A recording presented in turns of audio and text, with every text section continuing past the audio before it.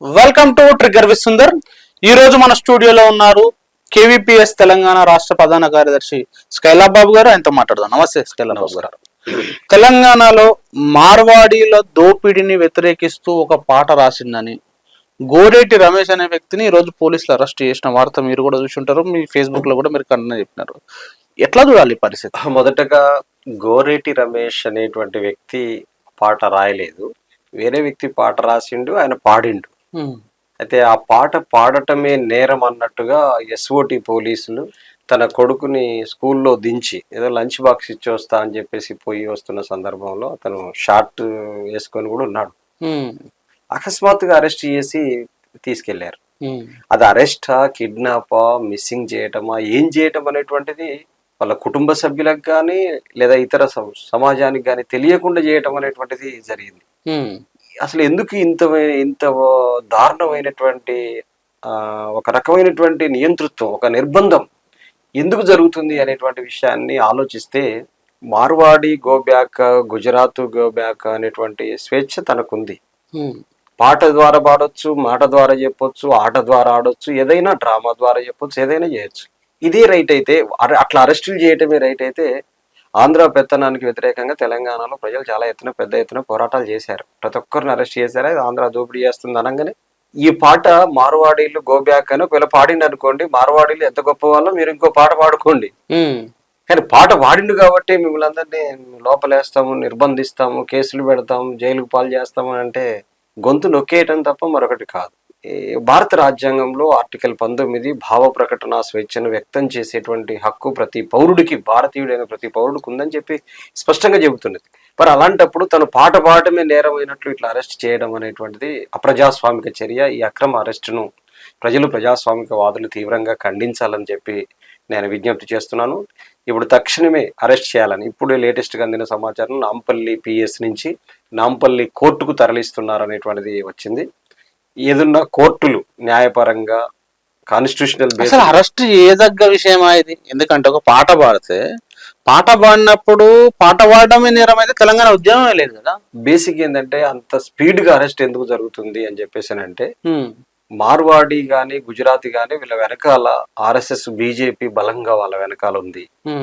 అందులో వ్యాపార వర్గం ఉంది, అందులో ఈ అడ్మినిస్ట్రేషన్ నడుపుతున్నటువంటి వాళ్ళు దాని వెనకాల ఉన్నారు. అప్ టు బాటం ఇక్కడ నుంచి దేశ స్థాయి అధికారాలన్నీ వాళ్ళ చేతుల్లో ఉన్నాయి. ఆర్థికంగా సంపన్నులుగా వాళ్ళే ఉన్నారు, అధికారాలన్నీ వాళ్ళ చేతుల్లో ఉన్నాయి. కాబట్టి వాళ్ళకి వ్యతిరేకంగా మాట్లాడితే గొంతు నొక్కేయటమే పనిగా పెట్టుకున్నారు. కానీ ఇట్లాంటి ఒక పాట పాడినందుకే అరెస్ట్ చేయడం కానీ, నిర్బంధించడం కానీ, కేసు పెట్టడం కానీ అనేటువంటిది ఇది ఏ రకమైనటువంటి ప్రజాస్వామ్యయుత చర్య కాదు. ఎందుకు అని చెప్పేసానంటే, నువ్వు నన్ను విమర్శించేటట్టు అయినవా అనేటువంటిది ఒక అహంభావపూరితమైనటువంటి, ఒక ఫ్యూడలిస్టిక్ స్వభావం నుంచి వచ్చేటువంటి చర్య తప్ప మరొకటి కాదు. గోరెటి రమేష్ డెమోక్రటిక్ వేలో తన ప్రయత్నం చేశాడు. వీళ్ళు అన్డెమోక్రటిక్ గా, అప్రజాస్వామ్యయుతంగా నిర్బంధాన్ని ప్రయోగించేటువంటి పని వాళ్ళు చేశారు. అందుకని గుజరాతీ గోబ్యాక్ అన్నా కానీ, లేకపోతే మార్వాడి గోబ్యాక్ అన్నాలే కానీ, వాళ్ళ భావ ప్రకటన స్వేచ్ఛ, వాళ్ళ ప్రజాస్వామిక హక్కు, వాళ్ళ భావాన్ని వ్యక్తం చేసుకునేటువంటి హక్కు. అందుకని దీన్ని మేము గోరెటి రమేష్ అరెస్టును ప్రజలు, ప్రజాస్వామిక వాదులు తీవ్రంగా ఖండించాలని చెప్పి కోరుతున్నాం. అట్లనే ఇప్పుడు దేశవ్యాప్తంగా చూసుకుంటే ఎన్సీఆర్బి లెక్కల ప్రకారం చూసుకున్న దళితుల పైన చాలా దాడులు పెరిగినాయని చెప్పేసి రీసెంట్ గా ఒక లెక్కలు ముందుకు వచ్చినాయి. ఎట్లా చూడాలి ఈ 2025లో దళితుల పైన ఇంకా దాడులు జరగడం అంటే? బేసిక్ ఏంటంటే, బీజేపీ అధికారంలోకి వచ్చి 11 సంవత్సరాలు దాటింది. దాదాపు 12 ఏళ్ళు కాబోతుంది. ఈ 12 ఏళ్ల కాలంలో ఎన్సీఆర్బి ఏ గవర్నమెంట్ పరిధిలో ఉండేటువంటిది, నేషనల్ క్రైమ్ రికార్డ్ బ్యూరో అనేటువంటిది ఇక సెంట్రల్ గవర్నమెంట్ పరిధిలో ఉండేది. చాలా క్లియర్ డాటా, దానికి అందిన సమాచారమే, ఎన్సీఆర్బికి అందిన సమాచారం ఉంది. ఇంకా పత్రికలకు ఎక్కని, మీడియా దాకా రాని, ఎలక్ట్రానిక్ మీడియా దాకా రాని అనేక ఘటనలు ఉంటాయి. కేసులు కానివి, ఈ కేసులు కానివి చాలా ఉంటాయి. రాజీలు అవుతున్నటువంటి, ఇప్పుడు దాన్ని కాఫ్ పంచాయతీ లాగా చేస్తున్నటువంటి అలాంటి అనేకం ఉంటాయి.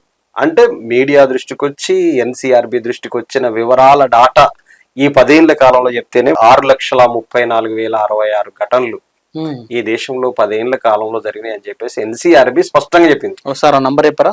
6,34,066 సంఘటనలు జరిగినాయని. వీళ్ళెవరు? పోలీస్ స్టేషన్ కు వచ్చి ఫిర్యాదు ఇచ్చినటువంటి వాళ్ళు. ఈ మొత్తం డాటా చూస్తే ఒక ఏడాదికి యావరేజ్ గా 6 లక్షలు చేస్తే 1,26,813 ఘటనలు జరుగుతున్నాయని. వీళ్ళందరూ ఫిర్యాదు చేసినటువంటి వాళ్ళ సంఖ్య ఇదంతా ఒక ఏడాది కాలంలో. ఒక 10 ఏళ్ల కాలాన్ని చూస్తే 6,34,066 అయితే ఒక ఏడాదికి చూస్తే 1,26,813 ఘటనలు జరిగినాయి అనేటువంటిది స్పష్టంగా ఎన్సీఆర్బి లెక్కలు తెలియజేస్తున్నాయి. దీంట్లో ఏ రూపంలో ఉన్నాయి ఈ ఘటనల యొక్క వాటన్నింటిని పరిశీలిస్తే అత్యాచారాలు, హత్యలు, అదేవిధంగా గ్యాంగ్ రేపులకు పాల్పడటం కానీ, గృహహింస పాలు చేయటం కానీ, దళితులపైన కులం పేరుతో దూషించటం కానీ, దాడి చేయటం కానీ, కొట్టి చంపటం కానీ, మూక దాడి చేయటం కానీ, గోభోజనం అంటే ఆవు మాంసం తింటున్నారని చంపడం, కొట్టడం కానీ, ఇట్లాంటి అనేకం దీని వెనకాలకు వస్తాయి. ఈ ఘటనలన్నిటిని కనుక చూస్తే దేశంలో మనం ఇప్పుడు కొద్ది రోజుల్లో 78 ఏళ్ళ స్వాతంత్ర దినోత్సవాన్ని ఎగరేసుకోబోతున్నాం. 75 ఏళ్ళు అవుతుంది భారత రాజ్యాంగానికి. కానీ లక్షలాది దాడులు, దౌర్జన్యాలు జరుగుతున్నాయి. ఈరోజు ఈ దాడులు, దౌర్జన్యాలన్నీ ఎవరు చేస్తున్నారంటే రోజువారీగా మనమంతా హిందువులం, గంగాజల బిందువులం, బంధువులం అని చెప్పి రోజువారీగా ప్రచారం చేసేవాళ్ళు. భారత్ మాతాకి జై అని చెప్పేసి ప్రకటిస్తున్నటువంటి వాళ్ళు, అంటే రోజు జై శ్రీరామ్ అని చెప్పేసి పార్కులలో ఇతర ప్రదేశాల్లో అంటున్నటువంటి వాళ్ళు, అంటే హిందువుల గురించి అంటారా లేదంటే అంటున్నటువంటి వాళ్ళు, అదే ఇట్లా అంటున్నటువంటి వాళ్ళు ఈ డాటాను ఒకసారి పరిశీలించి దాడికి గురవుతున్నటువంటి వాళ్ళు క్రిస్టియన్లు, ముస్లింలా, దాడి చేస్తున్నటువంటి వాళ్ళు క్రిస్టియన్లు, ముస్లింలా, ఎవరు అంటే దాడి చేస్తున్నటువంటి వాళ్ళు, దౌర్జన్యాలకు పాలవుతున్నటువంటి వాళ్ళు, దౌర్జన్యాలు చేస్తున్నటువంటి వాళ్ళు ఎవరై అని చెప్పేసానంటే హిందువులు. దాడులకు గురవుతున్నటువంటి వాళ్ళు కూడా హిందువులే. మరి హిందువులందరూ బంధువులైతే ఒక అగ్రకుల హిందువు ఒక నిమ్న కుల హిందువు పైన దాడెందుకు చేస్తారు? బంధువు అంటే మర్యాద చేయాలి, మంచిగా చూసుకోవాలి. ఇంటికి వస్తే కోడిని కోస్తారు, కళ్ళు తెస్తారు, మంచి మర్యాద చేస్తారు తెలంగాణలో. మరి బంధువుల మీద దాడులు చేసేటువంటి వాళ్ళు హిందువులు ఎలా అవుతారు? నేను అదే చెప్పదలుచుకునేది. మనమందరం హిందువులం, బంధువులం అనేటువంటి వాళ్ళు ఆ బంధువుల మీదనే దాడులు చేస్తున్నారు కదా. ఈ దాడులు చేసిన దాంట్లో ఒక్క ముస్లిం లేడు, ఒక్క క్రైస్తవులు లేడు. మరి ఇట్లాంటి వాటిని ఈ దేశంలో ఏలుతున్నటువంటి బీజేపీ ఎందుకు ఖండించట్లేదు?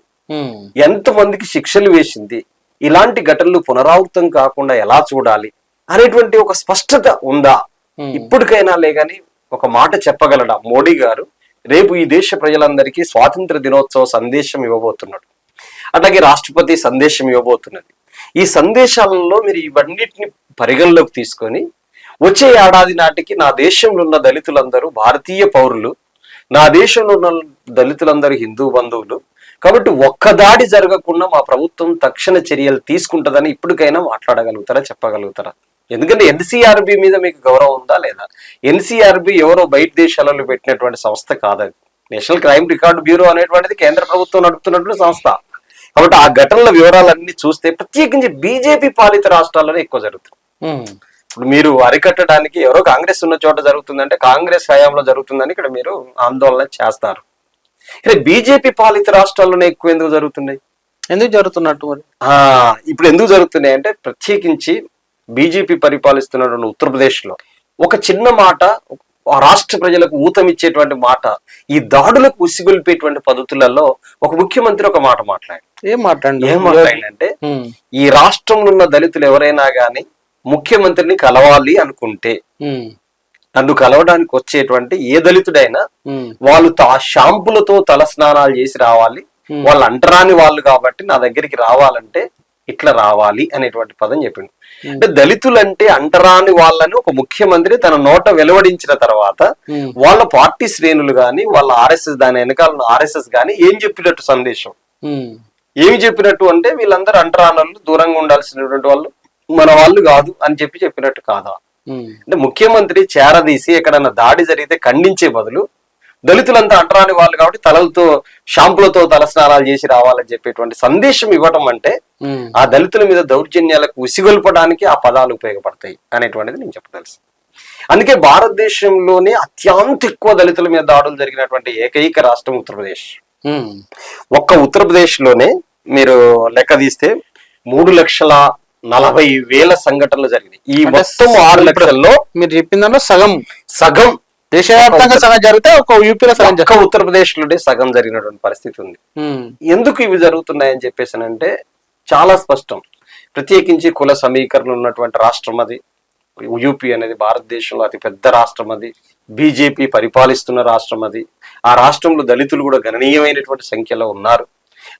ఆ దళితుల్లో చైతన్యం కూడా ఉన్నటువంటి ప్రజలు ఉన్నారు. అట్లాగే ఆ దళితుల్లో ఉన్నటువంటి అమాయకత్వం కూడా కనిపిస్తుంటది. అక్కడక్కడ అమాయకత్వం ఉన్నటువంటి చోట్ల కొద్దిమంది చదువుకున్న వాళ్ళనే వాళ్ళు ప్రతిఘటించేటువంటి వైపున వస్తున్నారు కాబట్టి వాళ్ళని అణిచేయాలంటే దాడులు చేయాలి. ఎన్ని రూపాల్లో చూసాం. నువ్వు జై శ్రీరామ్ అనకపోతే దాడి చేసిన సంఘటనలు ఉన్నాయి.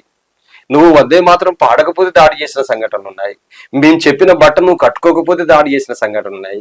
నువ్వు ఆవును కొట్టుకొని తోలుకొని పోతుంటే దాడి చేసినటువంటి సంఘటనలు ఉన్నాయి. బైక్ నడిపితే దాడి చేసినటువంటి. ఈ దేశంలో ఉన్నటువంటి దళితులందరూ నువ్వు చెబుతున్న పాకిస్తాన్ ప్రజల, నువ్వు చెబుతున్నటువంటి ఇతర దేశాల ప్రజల, ఈ దేశంలో దళితులు సాటి మనుషులు కాదా?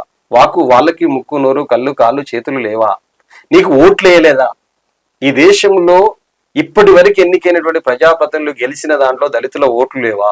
దళితులను ఓటు బ్యాంకుగా వాడుకుంటున్నప్పుడు చాలా శ్రీరంగ నీతులు మాట్లాడుతున్నటువంటి వాళ్ళు ఈరోజు దళితుల మీద దౌర్జన్యాలు జరిగితే ఎందుకు ఖండించట్లేదు?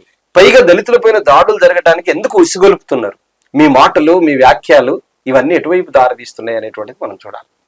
దళితులకు ఈ దేశంలో ఏకైక పవిత్ర గ్రంథం కానీ ఒక మాటలో చెప్పాలంటే రక్షణ కవచంగా ఉన్నటువంటిది భారత రాజ్యాంగం. ఈ భారత రాజ్యాంగం కల్పించినటువంటి హక్కులే లేకుండా చేయటం అనేటువంటిది రెండో వైపు. ఒకటి దాడులు చేసి అణిచివేయటం. ఇప్పటి వరకు పొందినటువంటి రాజ్యాంగం ద్వారా, ఇతర పోరాటాల ద్వారా, ఉద్యమాల ద్వారా సాధించబడ్డటువంటి హక్కులే లేకుండా చేయటం అనేటువంటిది కూడా రెండో అంశంగా ఉంది. అందుకని ఈ దాడులు, దౌర్జన్యాలు రెండు విధాల ముప్పెట దాడి జరుగుతుంది. రాజ్యాంగం లేపేయడం ద్వారా, రాజ్యాంగంలో హక్కులన్నింటినీ తొలగించడం ద్వారా, మరొక వైపు ప్రత్యక్ష దాడులు చేయడం ద్వారా ఈ దేశంలో దళితులంతా అభద్రతలో, భయభ్రాంతుల మధ్యలో జీవితాలు గడుపుతున్నారు. ప్రత్యేకించి బీజేపీ పాలిత రాష్ట్రాల్లోనే ఇవి ఎక్కువ జరగటానికి బలమైన కారణం ఇది. ఎందుకంటే ఇప్పుడు బీజేపీ అధికారంలోకి వచ్చినప్పుడల్లా రాజ్యాంగాన్ని సమీక్షించాలి, రాజ్యాంగాన్ని రద్దు చేయాలి, రాజ్యాంగంలో ఇవి తొలగించాలి, ఈ రాజ్యాంగం పనికిరాదు. వాళ్ళు పుట్టినప్పుడు అన్నారు, ఇప్పుడు కూడా అదే భావంతో ఉన్నారు. రాజ్యాంగం పట్ల ఆర్ఎస్ఎస్ బీజేపీ వైఖరి ఏమీ మారలేదు. వాళ్ళు పైకి మొక్కడం, లోపల తొక్కడం అనేది వాళ్ళ విధానం. రాజ్యాంగాన్ని నరేంద్ర మోడీ మొక్కినట్టు చేస్తాడు, కానీ దానికి సంబంధించినటువంటి ఆర్ఎస్ఎస్, దత్తాత్రేయ, హొసబల ఇట్లాంటి వాళ్ళు రాజ్యాంగంలో సెక్యులర్ అట్లాగే సోషలిస్ట్ పదాలు తొలగించాలని చెప్పినా గానీ, ఆ రాజ్యాంగం ఏర్పడ్డ తొలినాళ్లలో ఈ రాజ్యాంగం ఈ దేశానికి పనికి రాదని చెప్పినా గానీ, వాళ్ళ స్వభావం అంతా, వాళ్ళ విధానం అంతా ఒకటే. ఈ రాజ్యాంగాన్ని కుప్పకూల చేయటం, ఈ రాజ్యాంగాన్ని కంప్లీట్ రద్దు చేయటం అనేటువంటిది వాళ్ళ విధానం. అందుకని ఈ రోజు దళితుల యొక్క ఈ దాడుల పెరుగుదల వెనకాల ఇన్ని రకాల కారణాలు ఉన్నాయి అనేటువంటిది స్పష్టంగా అర్థమవుతుంది. అదేవిధంగా తెలంగాణలో కూడా రీసెంట్ ఒక దళితుని హత్య చేసిన సంఘటన, మీరు కూడా వెళ్ళొచ్చినట్టు అక్కడికి. ఏం జరిగింది అది? ప్రత్యేకించి అది కరీంనగర్ పార్లమెంటు పరిధిలో ఉన్నటువంటి జగిత్యాల పార్లమెంట్ అంటే ధర్మపురి అరవింద్ గారు బీజేపీ పార్లమెంట్ సభ్యుడు, అక్కడ కూడా ప్రాతినిధ్యం వహిస్తున్నది. ఈ తెలంగాణ రాష్ట్రంలో 132 కుల దురహంకార హత్యలు జరిగితే ధర్మపురి అరవింద్ అయినా, మంత్రి కిషన్ రెడ్డి అయినా, మంత్రి బండి సంజయ్ గారైనా ఎవరు కూడా మిగతా 131 దాడులు, హత్యలు జరిగితే కుల దురహంకార హత్యల్లో అత్యధికులు దళితులు, ఎంబీసీలు, బలహీన వర్గాలు బలయ్యిళ్ళు. ఈ కుల దురహంకార హత్యలు ఎప్పుడూ స్పందించలేదు. ఒక్కటే ఘటన మీద స్పందించారు, అది నాగరాజు హత్య జరిగినప్పుడు. నాగరాజు ఒక షెడ్యూల్ క్యాస్ట్ ఎస్సీకి సంబంధించిన పిల్లవాడైతే ముస్లిం అమ్మాయిని ప్రేమించి పెళ్లి చేసుకున్నందుకు ఎస్ఆర్ నగర్ లో హత్య చేశారు. వాళ్ళు ముస్లింలు కాబట్టి వీళ్ళు పోరాటంలోకి వచ్చారు. అప్పుడు రాజాసింగ్ కూడా వచ్చాడు ఈ పోరాటంలో. నేనేమంటున్నంటే, మీరు ప్రాతినిధ్యం బీజేపీ పార్లమెంటరీ నియోజకవర్గ పరిధిలో జగిత్యాల జిల్లా వెల్గటూరు మండలం కిషన్ రావుపేట అనేటువంటి గ్రామంలో మల్లేష్ అనేటువంటి దళిత యువకుడు, నేతకాని కులాస్తానికి సంబంధించిన వ్యక్తులు మున్నూరు కాపు అమ్మాయిని ప్రేమించి నేను పెళ్లి చేసుకుంటాను అడిగినందుకు గానీ అత్యంత కిరాతకంగా చంపేస్తే దీన్ని అందరూ ఖండిస్తున్నారు, కానీ బీజేపీ ఎందుకు ఖండించట్లేదు? ఈ రోజు పొద్దున్నే లేస్తే టీవీలలో, వీటిలలో మాట్లాడుతున్నటువంటి వాళ్ళు, బీజేపీ తరఫున వకాలతు పుచ్చుకొని హిందూ ధర్మం గురించి మాట్లాడుతున్నటువంటి వాళ్ళు ఎందుకు ఖండించట్లేదు ఈ ఘటనలు? ఒక్క నాగరాజుదే గుర్తొస్తుందా? ఇదన్నీ గుర్తురాదా?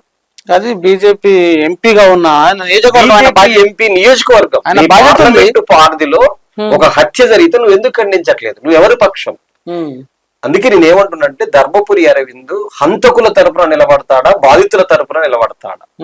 హత్యకు గురైనటువంటి బాధితుల తరపున ఉంటావా, హంతకుల తరపున నిలబడతావా? ఇంకా ఒక రకంగా చెప్పాలంటే, బీజేపీ కులాన్ని, మతాన్ని పోషించడం ద్వారా, ప్రోత్సహించడం ద్వారా పబ్బం గడుపుకునేటువంటి పార్టీ కాబట్టి ధర్మపురి అరవింద్ మున్నూరు కాపు కులానికి సంబంధించిన వాడే.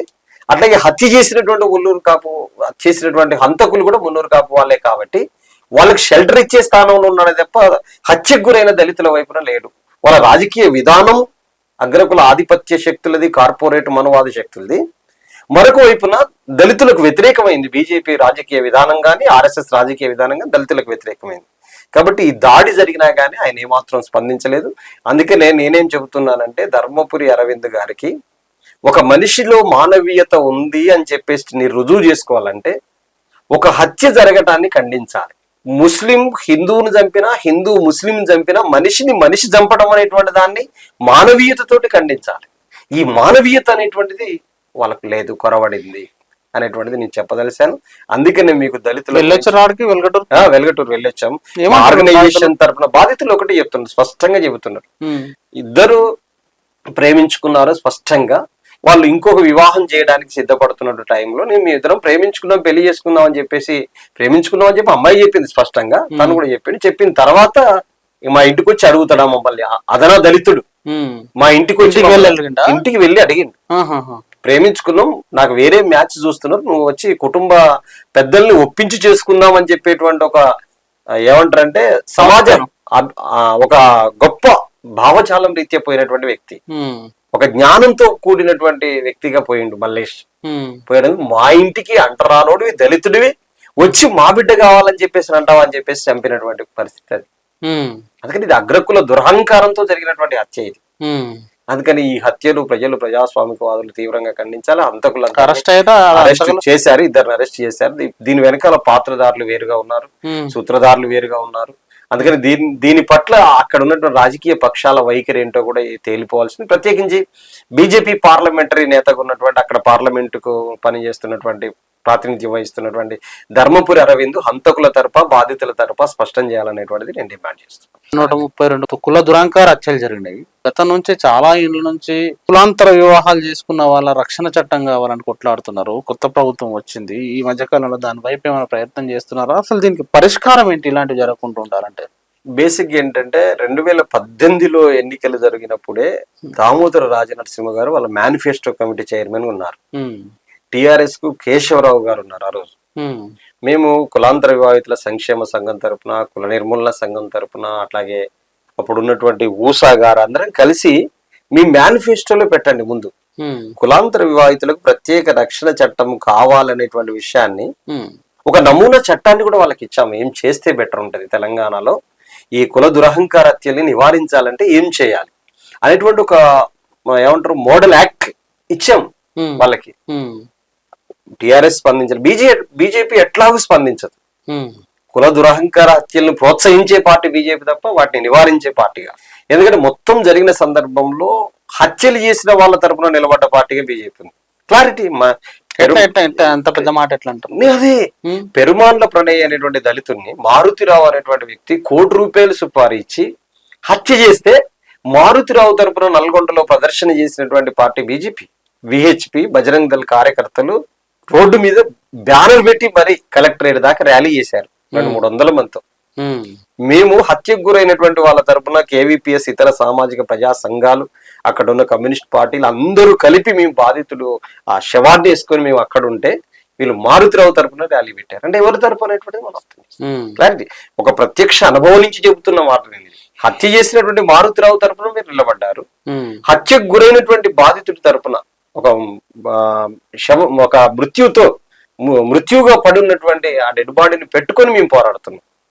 ఎవరైతే హత్య చేసినా వాళ్ళందరిని అరెస్ట్ చేయండి అని చెప్పి మేము పోరాడుతున్నాం. నల్గొండ కోర్టు ఒక ముఖ్యమైనటువంటి తీర్పునిచ్చింది. స్పష్టంగానే వాళ్ళందరూ కూడా రిమాండ్ అయ్యారు. మధ్యలోనే మారుతిరావు చనిపోయింది. అందుకనే నేను చెప్పదలుచుకుంది ఏంటంటే, ఆ రోజు మేము మేనిఫెస్టోలో పెట్టండి అని అంటే ఏ పార్టీ కూడా తమ పార్టీ మేనిఫెస్టోలో పెట్టలేదు. బీఆర్ఎస్ పెట్టలేదు, అటు కాంగ్రెస్ పెట్టలేదు, బీజేపీ ఎలాగో పెట్టలేదు. ఎవరన్నా పెట్టరా? చిన్న పార్టీలైనా, చిన్న పార్టీలుగా ఉన్నటువంటి పార్టీలు. అప్పుడు సిపిఎం, బిఎల్ఎఫ్ పేరు మీద వాళ్ళు ఒక వేదిక ఏర్పాటు చేశారు. సిపిఎం పార్టీ తన స్వతంత్రంగా పెట్టుకుంది, బిఎల్ఎఫ్ వాళ్ళ ఫ్రంట్ దాంట్లో పెట్టారు. మరొకటి ఏంటంటే తెలంగాణ జనసమితి పేరు మీద ఉన్నటువంటి కోదండరాం పార్టీ. ఈ 3 పార్టీల దాంట్లో ఒకటి ఫ్రంట్ బిఎల్ఎఫ్, అట్లాగే సిపిఎం, తెలంగాణ టీజేఎస్, తెలంగాణ జనసమితి, ఇవి మాత్రం పెట్టాయి. నేను చెప్పదలుచుకుంది ఏంటంటే, పోలీస్ స్టేషన్ల దగ్గర కేసులు అయిన తర్వాత పూర్తి స్థాయి షెల్టర్ ఇచ్చేటువంటి బాధ్యతగా పోలీసులు గనక ఉండకపోతే, వాళ్ళకు పూర్తి స్థాయి రక్షణ ఇవ్వకపోతే, అనేక మంది తల్లిదండ్రులు, ఒక హత్య జరిగితే తల్లిదండ్రుల్ని మొత్తం కుటుంబ సభ్యుల్ని జీవిత ఖైదు ఉంటది అనేటువంటి ఒక ప్రచారం రాష్ట్రంలో తీసుకురండి చూద్దాం. కులాంతర వివాహితులు చేసుకున్నటువంటి వాళ్ళకి ప్రభుత్వం పూర్తి అండగా ఉంటది, వాళ్ళకు ఉద్యోగం కల్పిస్తుంది, వాళ్ళకు నివాసం ఇస్తుంది, వాళ్ళ పిల్లల చదువుల్లో రాయితీలు ఇస్తుంది, వాళ్ళకు ఉండటానికి ఇంటి స్థలం ఇస్తుంది. ఇవన్నీ జీవోలు ఉన్నాయి, చట్టం ఉంది. వీటన్నిటిని ఇంప్లిమెంట్ చేస్తామని చెప్పేసి రేవంత్ రెడ్డి సర్కార్ కూడా మాట్లాడితే, దామోదర్ రాజనరసింహ గారు కులాంతర వివాహం చేసుకున్నారు, మల్లు బట్టి విక్రమార్క గారు చేసుకున్నాడా లేదా నాకు తెలియదు అంటున్నారు చాలా మంది. ఒకవేళ ఇట్లాంటి మంత్రులు కూడా ఉన్నారు, ఇలాంటి వాళ్ళు చాలా మంది ఇంటర్ క్యాస్ట్ మ్యారేజ్ చేసుకున్నటువంటి వాళ్ళు రాష్ట్ర మంత్రివర్గంలో ఎమ్మెల్యేలుగా ఉన్నటువంటి వాళ్ళు ఉన్నారు. మీరందరూ స్పష్టంగా ఒక నిర్ధారణకు రండి. ఎంతమంది యువకులు బలి కావాలి, కుల దురహంకార హత్యల్లో ఎంతమంది యువతరం బలి కావాలి. స్వేచ్ఛగా రాజ్యాంగం ఏం చెప్పట్లేదు, కులం వాళ్ళనే చేసుకోవాలని చెప్పట్లేదు కదా. ఇప్పుడు కులాంతర పెళ్లి చేసుకుంటే ఆ కులం ఈ కులం అని చెప్పేసి దాడులు జరుగుతున్నాయి కదా. అసలు రాజ్యాంగం దృష్టిలో ఈ కులం అనేటువంటిది పట్టింపే లేదు. ఏం చెప్పింది రాజ్యాంగం? 21 సంవత్సరాలు నిండాలి పిల్లవాడికి, అమ్మాయికి అయితే 18 సంవత్సరాలు నిండుండాలి, అదొకటే చెప్పింది. ఇక మిగతా ఏమీ చెప్పలేదు. ఈ కులం అయితేనే చేసుకోవాలనేటువంటిది లేదు. అదని నీ నమ్మకాలు, ఆచారాలు, సాంప్రదాయాలు వందల సంవత్సరాలుగా నడుస్తున్నటువంటి ఒక తప్పుడు పద్ధతులు అవి. అందువల్ల ఈ కులాంతర వివాహాలకు ప్రత్యేక రక్షణ చట్టం గనక చేయకపోతే మరిన్ని కుల దురహంకార హత్యలు రాష్ట్రం జరిగి, ఈ హత్యల్లో ఇక్కడ కాంగ్రెస్ అధికారంలో ఉంది. గతంలో టీఆర్ఎస్ అధికారంలో ఉన్నప్పుడు రేవంత్ రెడ్డి గారు చాలా వాటిలలో స్పందించాడు ప్రతిపక్ష నాయకుడిగా. కులాంతర వివాహాలకు రక్షణ చట్టం తెస్తామని చెప్పేసి ఆయన చెప్పాడు.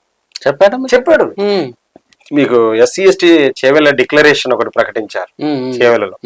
ఆ డిక్లరేషన్ లో మొత్తం రిజర్వేషన్ ఫలాలకు సంబంధించిన అన్ని విషయాలు చెబుతూ ఉపన్యాసం కూడా చేయించాడు. ఎవరితోటి? ఆ రోజు ఇప్పుడు ఉన్నటువంటి మల్లికార్జున ఖర్గే గారు వచ్చారు. ఆ రోజు కులాంతర వివాహితుల రక్షణ చట్టం అనేటువంటి పదం డైరెక్ట్ వీరి ద్వారానే వచ్చింది. బట్టి విక్రమార్క గారి నోట వెలువడింది. చెప్పాలి కదా మీరు ఇప్పటికైనా.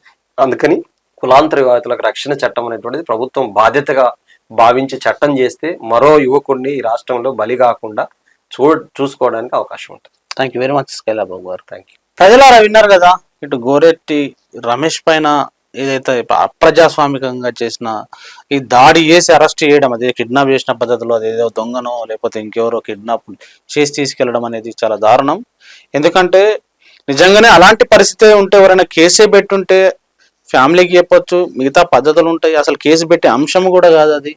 కాబట్టి ఇలాంటి వాతావరణం కాంగ్రెస్ ప్రభుత్వంలో ఉన్నప్పుడు జరగడం అనేది నిజంగా మీరు చెప్తున్న 7వ హామీ ఏమైపోయింది మరి తెలంగాణలో అనేది కూడా మీరు కేంద్ర రాష్ట్ర ప్రభుత్వం ముఖ్యమంత్రి రేవంత్ రెడ్డి గారు ఆలోచించారు. అదేవిధంగా స్కైలాబాబు గారు దేశంలో జరుగుతున్న దళితులపైన దాడులకు సంబంధించి డేటాతో అనేక అంశాలు మీ ముందు ఉంచారు. మరి వాటిపైన కామెంట్ చేయండి. Thank you very much. చూస్తూనే ఉండండి.